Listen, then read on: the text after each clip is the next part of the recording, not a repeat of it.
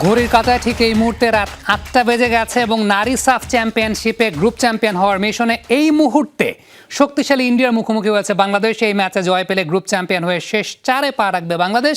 বিপরীতে ড্র হলেও গোল ব্যবধানে এগিয়ে থেকে গ্রুপ চ্যাম্পিয়ন হবে ইন্ডিয়া। হাই ভোল্টেজ এই ম্যাচে একাদশে 2 পরিবর্তন এনেছেন কোচ পিটার বাটলার। সাবেক ক্যাপ্টেন এবং ডিফেন্ডার আফিদা খন্দকারের পরিবর্তে মাঠে নেমেছেন সুরমা জান্নাত। চোটের কারণে প্রথম ম্যাচ মিস করা মনিকা চাকমা ফিরেছেন একাদশে। বাদ পড়েছেন উমহেলা মারমা, তবে একাদশে ফেরা হয়নি গোলকিপার রুকমা চাকমার। প্রথম ম্যাচে গোলবার সামলানো মিলিয়ে আক্তারি ভরসা কোচ বাটলারের। শুরুর একাদশে নেই শিউলি আজিমও। এর আগে নিজেদের প্রথম ম্যাচে মালদ্বীপকে 4-2 গোলে হারিয়েছিল বাংলাদেশ। দর্শক, ঠিক এই পর্যায়ে নারী সাব চ্যাম্পিয়নশিপে ইন্ডিয়ার বিপক্ষে যে হাই ভোল্টেজ ম্যাচটা, সেই হাই ভোল্টেজ ম্যাচটাতে মাঠে নামতে যাচ্ছে বাংলাদেশ।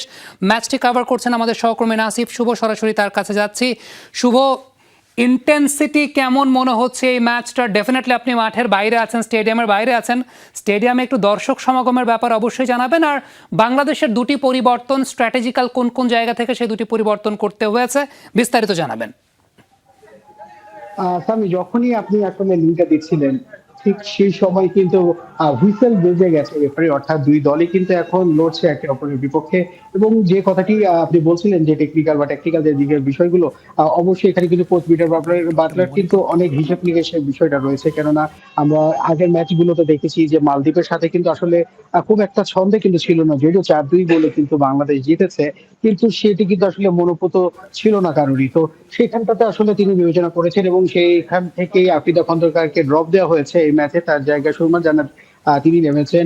এবং সবচেয়ে প্রত্যাশিত যে বিষয়টি ছিল, অর্থাৎ মনিকা চাকমার একাদশে ফিরে আসাটা, কারণ আমরা জানি যে চোটের কারণে তিনি কিন্তু প্রথম ম্যাচে মিস করেছিলেন। তো এই জায়গাতেও কিন্তু তিনি এসছেন। তো বোঝাই যাচ্ছে যে 4টি মিডফিল্ডার নিয়ে কিন্তু যেহেতু সাজিয়েছেন তার একাদশ, তো বোঝা যাচ্ছে যে মাঝমাঠটা আসলে তিনি খুব বেশি দখলে রাখার চেষ্টা করছেন। কেননা মাঝমাঠটা যদি তিনি খেলতে পারেন এবং সেই জায়গায় ভারতের বিপক্ষে বিগত যে সময়গুলোতে বাংলাদেশ খেলেছে, সেখান থেকেও কিন্তু তার বিশেষ অনেক এক্সপেরিয়েন্স কিন্তু রয়েছে। তো সেই জায়গা থেকেও কিন্তু তিনি দলটাকে আসলে ঘুরিয়ে দেখছেন। কেননা সামনে আরো বেশি হাই ভোল্টেজ ম্যাচগুলো রয়েছে। আমরা জানি যে কিছুক্ষণ আগে, অর্থাৎ বাংলাদেশ ম্যাচের আগে যে ম্যাচটি হয়েছিল নেপালের, সেটিতে কিন্তু শ্রীলঙ্কাকে তারা পরাজিত করেছে 2-0 গোলে। অর্থাৎ বোঝাই যাচ্ছে যে বাংলাদেশ দল আসলে চাইবে যে পরবর্তী যে গ্রুপের সেকেন্ড রানার্স আপ থাকবে, তো সেখান থেকে আসলে নেপালকে এড়িয়ে যাওয়ার চেষ্টা করবে। কারণ আমরা দেখেছি যে নেপালও কিন্তু খুব ভালো ফর্মে আছে, খুব শেপে আছে। তো ভারত যেহেতু স্বাগতিক এবং এখানে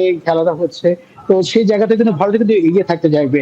আর দর্শকের কথা যে কথাটি আসলে বলছেন, তো দর্শক দেখা গেছে যে ভারতের দর্শক থেকে আমরা দেখেছি একটু আগে যখন নেপালের ম্যাচটা চলছিল, তখন কিন্তু দর্শক সমাগম খুব বেশি ছিল। তো আসলে দেখা যাচ্ছে যে এখানে ভারত যেহেতু স্বাগতিক দেশ, তো সেই জায়গায় আসলে খুব বেশি একটা দর্শক দেখা যাচ্ছেন। এবং বাংলাদেশ থেকে আমরা দেখেছি একজন মাত্র দর্শক এসেছেন তিনি এই খেলাটি দেখার জন্য, এবং তিনি আসলে সারাটা সময় জুড়ে বাংলা দলকে সাপোর্ট দিয়ে যাবেন, এটি কিন্তু জানিয়েছেন।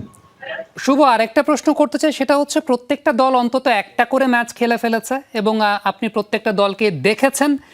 শক্তিমত্তার দিক থেকে সত্যি কথা বলতে বাংলাদেশের কাছাকাছি শক্তিমত্তার দল আপনার কোন দলগুলোকে মনে হচ্ছে? ইন্ডিয়া ডেফিনেটলি সবসময় প্রত্যেকটা লেভেলেই বাংলাদেশ ইন্ডিয়া ফুটবল একটা কাছাকাছি লেভেলের শক্তিমত্তার জায়গা।